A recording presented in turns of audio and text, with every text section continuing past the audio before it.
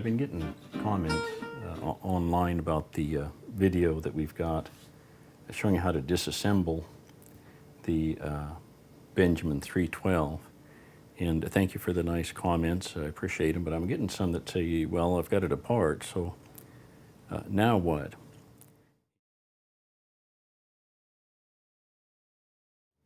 You can see that right there. And that's the one on the inside there that this seats against. And if it's not clean, nick-free, flat, smooth, then this one doesn't seal very well.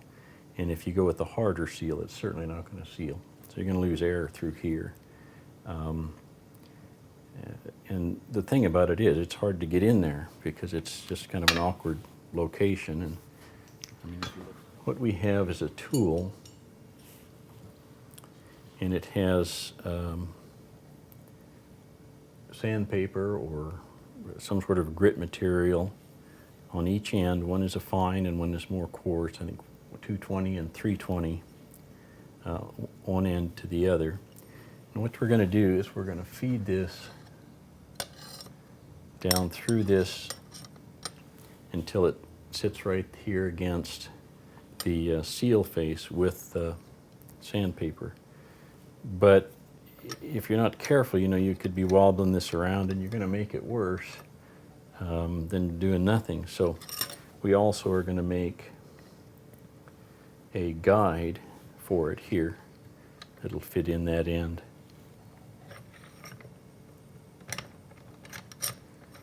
And that'll keep it relatively steady and stable.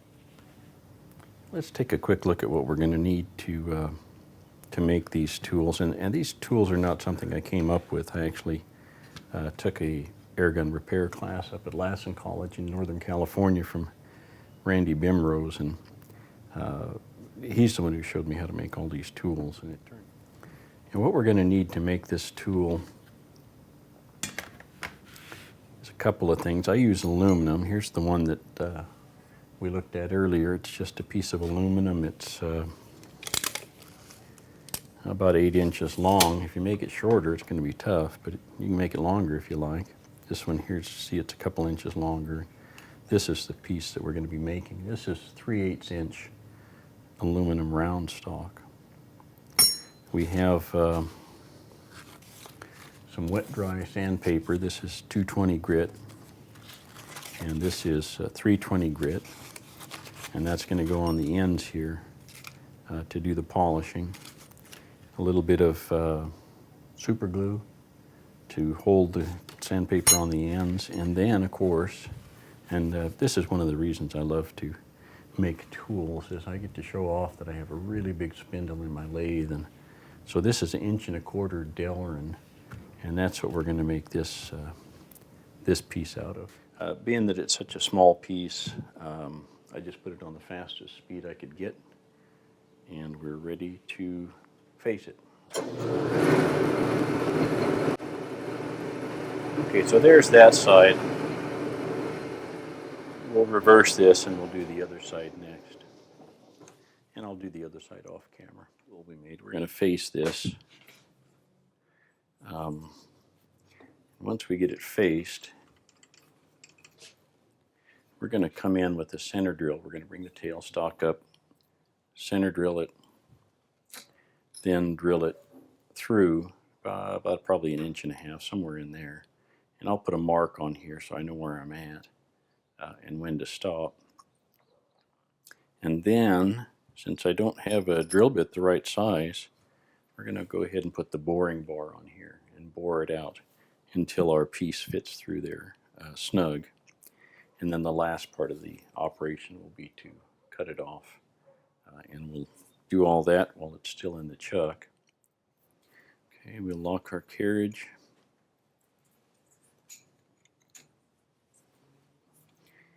And we are ready to face it. Okay.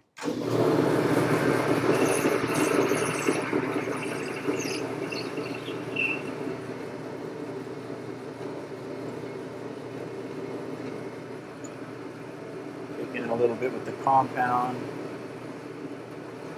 This is not a critical surface. It's just to clean it up so we can start the drilling without having an uneven surface here.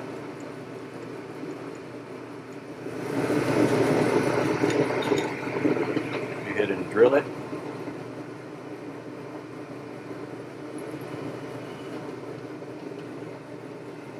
The nice thing about Delrin is you know you're not going to bust off your center drill in there.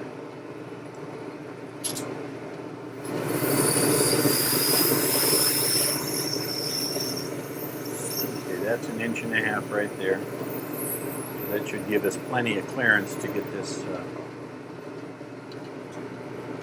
hole going.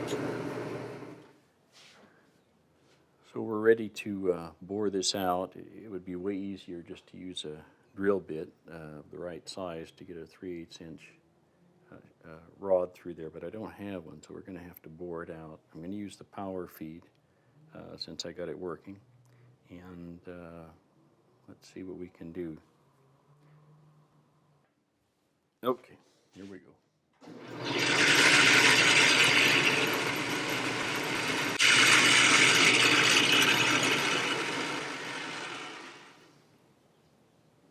That's almost 375, 380, so that's actually right about what we want. It's just a hair bigger than our rod. Let's see if we can feed this in here. Oh yeah, that's a nice snug fit. We're going to stop right there. That's good. Okay, the next thing we have to do is turn the outside down and create, if you look at it like this, we're going to turn this down here so that we have this lip, and then we'll cut it off. And this part of the tool will be done. We're going to turn off or leave the power feed on, and we're going to find the edge here just by looking at it. It's not that critical.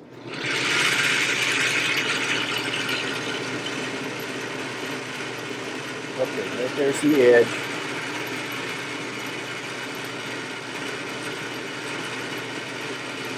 Just going to start out taking a fairly small cut just to make everything working right.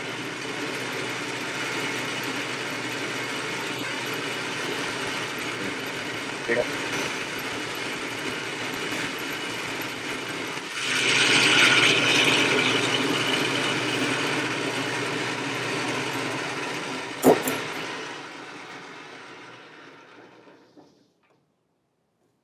There it is.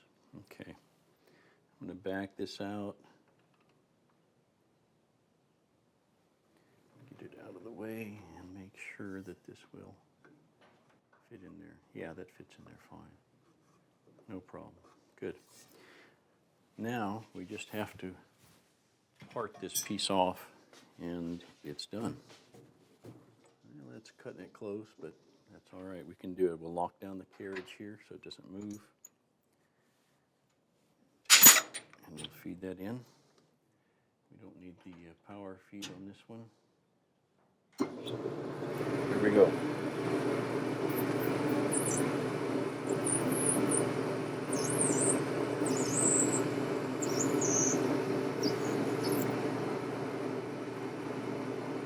There's our part.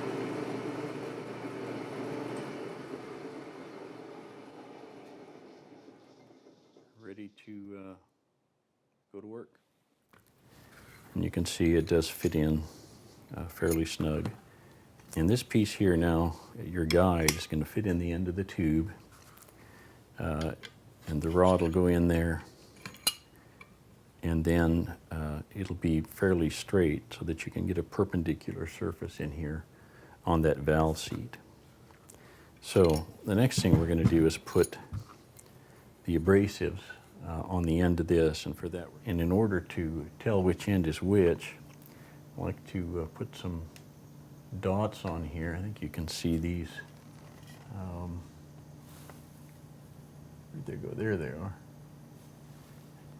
There's 2 dots on this end here, and so that would be the 220, and the other end has these 3 dots. So what happens after a while, you can't tell which is which. So I mark them like that. And then we're just going to take a little bit of alcohol here. And I get the what they call isopropyl alcohol. This is 91%. A lot of times you go to the store and it's 70% and it doesn't do anything. But if you use the 91%, it will clean stuff up pretty good, degrease them anyway. So we'll go ahead and degrease the ends of this. Make sure they're good and clean. We'll start with the 220. And this is just super glue. Get from the store, hardware store, whatever. And we're just going to put a drop here. Oop, that's way too much. Take a little bit of that off of there. Don't want to take it off with our finger. Good. It's nice and damp, but it's not thick. So, and we're going to go ahead and put our sandpaper right on the end of that, and then we're going to do the same thing on the other end. We have 320 grit on this side, 220 on this. And what we can do is block that up a little bit so that those pieces don't fall off. It doesn't have to be fancy, but just something to hold against it there. And also this side. So I'll find something to put there, and we're going to let it dry, and then we'll clean up the ends and we'll have our tool. And it's been overnight, so now it's dried. And what we're just going to do is tap around the edge here. And it'll just break the paper.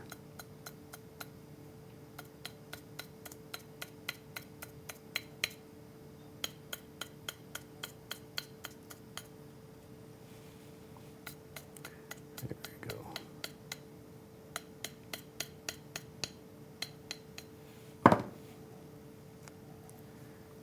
And there's that one. And this is the 320 end. I've got the 3 dots. We'll do the same thing on the other end, the 220. And there's the 220 end. And then, of course, what we would do, I haven't cleaned this up, but you would put your guide in there like so. Start up with the 220 grit, come in, polish the valve, just turn it back and forth like that with putting a little pressure on it. Turn it over, put the 320 grit in, and polish it even finer. And you could even have, I suppose you could have a coarser grit. You could have several of these rods made up with a coarser grit, or several with the more fine grit, so that you could really polish them up to a real nice finish. All right, thank you very much for watching, and I hope you enjoyed this video. Check in often for others, and I'd like to make a special thanks to Randy Bimrose for teaching the class up there at Lassen College and showing how to do all these things.